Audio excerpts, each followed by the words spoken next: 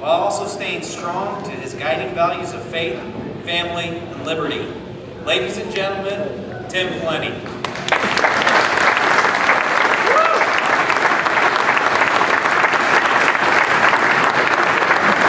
Good morning. Thank you for that kind introduction, or as President Obama would say, you're welcome.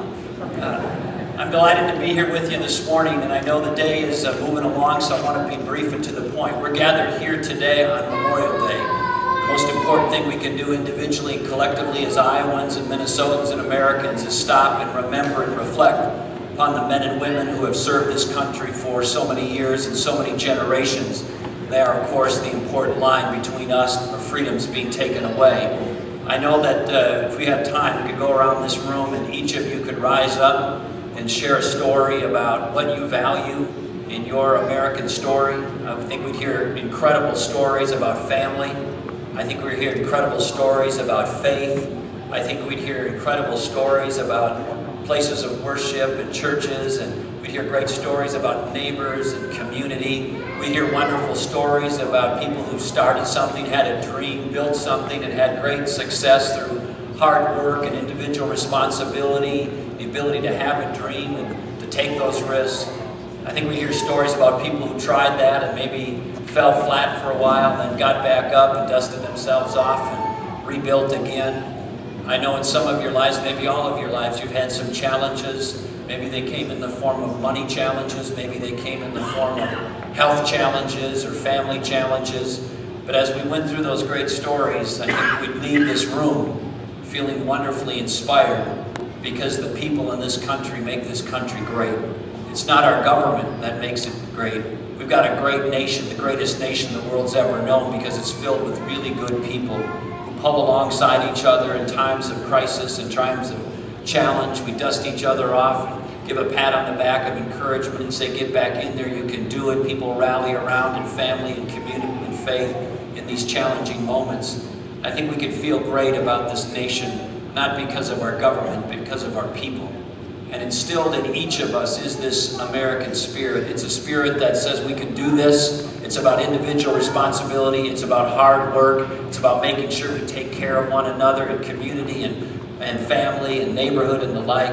But it's also understanding that government has a role, but it's a limited role.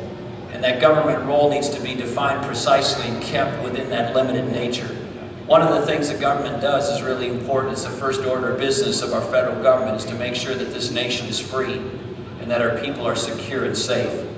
And the people who ultimately guarantee that are the men and women who serve in our United States military. And so, as Commander-in-Chief of the Minnesota National Guard, I had a chance to visit our troops in war zones and difficult places around the world, including Kosovo and Bosnia, 5 trips to Iraq and 3 trips to Afghanistan. And when I was there last fall, we did a tour that was called Walking in the Shoes of the Wounded Warrior. So we were reviewing the capacity and response times of our American military as they related to treating wounded warriors from the battlefield to the field hospital, to the military hospital in Landstuhl, Germany, and then ultimately back to Walter Reed in the Washington, D.C. area. And when we were doing that, I had a chance to visit with these wounded warriors along the way. One that I had a chance to visit with in Germany was in his hospital bed. I went into his room and I talked to him a little bit. And I said, how you doing? How they treat you here? He said, oh, they're treating me great. Yeah, this thing, I've been here 3 times. It's fantastic. I said, 3 times? I mean, tell me about it. This is an intensive situation. And he said, well, this is a special operations soldier. He said, some years ago, I took a round and it went through the top of my shoulder and it took off kind of the fleshy part of my shoulder here between my ultimate outside of my shoulder and my neck, but it missed most of the key stuff, and they got me patched up, and I got back to my team and got back in the fight with the team. And then he said, a few years ago, I was in a Humvee or an MREP, I can't remember which one he said, and we got hit by an IED, and it rolled over, and there was a fire, and he got burnt up his backside, including up his back and part of his neck. It was pretty serious. He said, they got me fixed up, and I got back in the fight, wanted to get back with the team. And I said, what about this time? And he pulled back his bed sheet and he showed me his leg, and there was his calf all bandaged up. And he said, well, I took a round right through the fleshy part of my calf, and it took the meaty part of my calf off, but it missed the bone, Governor. You wouldn't believe it, it missed the bone. He said, something will be fine. I said, well, what's next for you? He said, what's next? I said, what next is they're going to patch me up and I'm going to get back to my team. I'm going to get back in the fight for our country because it's what I believe in and it's what I can do. So I share that with you as a true story of the American spirit. And those stories are different for each of us in different ways, but they reflect some common perspective and some common commitment. This is the greatest nation the world has ever known. We are the most prosperous, most successful nation the world has ever known. And I know as we look to the future, people fret about, well, is the way forward, is it complex? Is it mysterious? No, it's not. This nation was founded on certain basic principles that were put forward by the founding fathers for all to see in the founding documents. There's the roadmap right there. We can look back at the chapters of success of this country and see what made the United States of America great. Then we just need to harvest those principles, those experiences, those values, those perspectives, and bring them forward to the challenges of our time. And if we do that, we will remain the greatest nation the world has ever known. The way forward may not be easy, but it's not complex. And so let's not kick the dust. Let's not look down in our shoes, say that America's greatest days are behind us. They are not. They're in front of us. We just need to come together as a team. We need to be willing to stand up for the values and principles that we all agree on. And then when necessary, we need to be able to fight to advance and protect those principles, whether it's in the state capital, the nation's capital, or if need be, the men and women who go do it for us when those places and persons around the world challenge our security and our freedom. We're not the greatest nation in the world because we're the biggest place. We're not. Population-wise. We're not the greatest place in the world because we're the cheapest place. We're not, although we got to be more competitive. We're the greatest nation the world's ever known because we're the freest place. And so we have, unlike other people around the world and throughout time, the freedom to associate, the freedom to worship, the freedom to have a dream, the freedom to envision anything that we'd like in our lives and then go out and get it done. And in my story, and like many of your stories, I grew up in a difficult circumstance. It was a meatpacking town. My mom died when I was young. My dad, for much of his life, was a truck driver. My brothers and sisters didn't have a chance to go to college. My dad lost his job for a while, not long after my mom died. But what I saw in those young years is what I see in this country today. When people pull together, when families pull together and rally to each other's side, when neighborhoods pull together, when jobs are available, when people have opportunity, when they have the freedom to dream, when they have the freedom to take responsibility on their own future, wonderful things happen, not just for them, but for our country. So we can do this. We can do this. We know that to grow jobs, we got to encourage job creators. And I travel this country 6 days a week, every day, all day, talking to people who want to start businesses, have grown businesses, and they say the same thing everywhere, every day. Get the government off my back. We know to be successful, we got to live within our means. We can't spend more than we're taking in. Every dollar the federal government is spending now, 40 cents of it is a dollar in debt. 40 cents of the dollar is debt.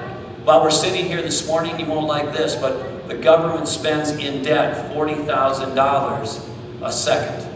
The federal government, $40,000 a second.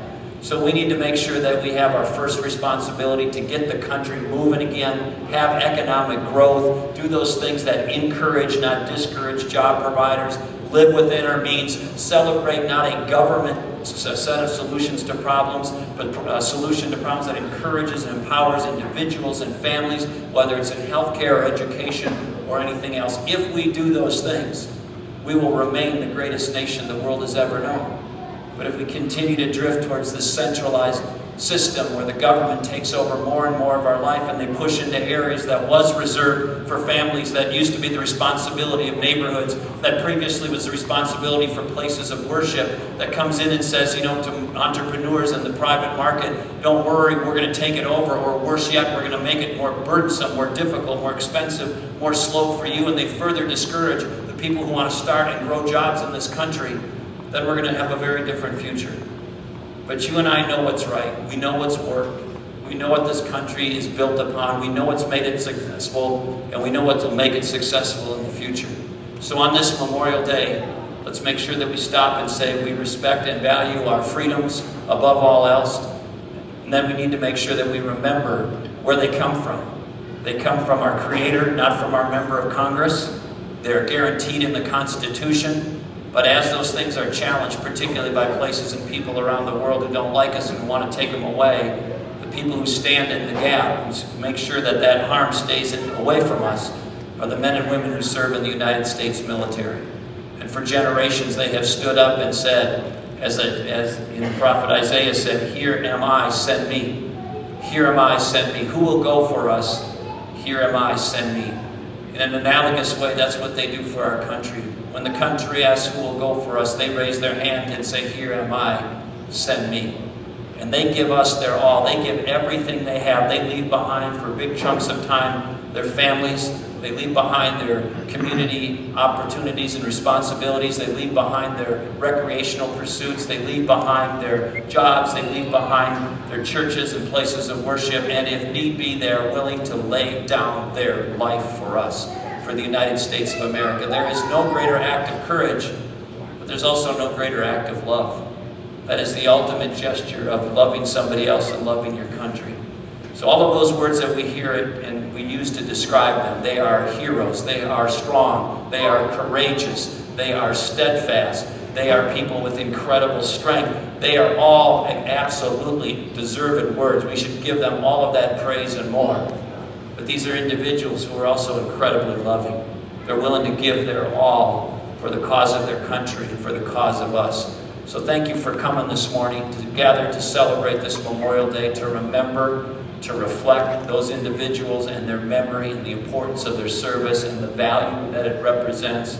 I believe that if we pull together, we can come back as a country and continue to lead the world in an accelerating way. But let's make sure that we remember what it's built on, make sure that we're strong, and then move forward with positive, hopeful, optimistic energy, because we can get this done, because we are the American people. And this is the United States of America. There's nothing we can't do if we don't pull together. The founding fathers envisioned this. Ronald Reagan personified it. Lincoln stood courageously to defend it. And now the question comes to us, are we willing to do everything we can to make sure that this country moves forward in a world-leading way? I'm willing to put my heart and soul into this. I hope you are too. I hope you'll join our team as we move forward into 2012. Thanks for coming this morning. Thanks for listening.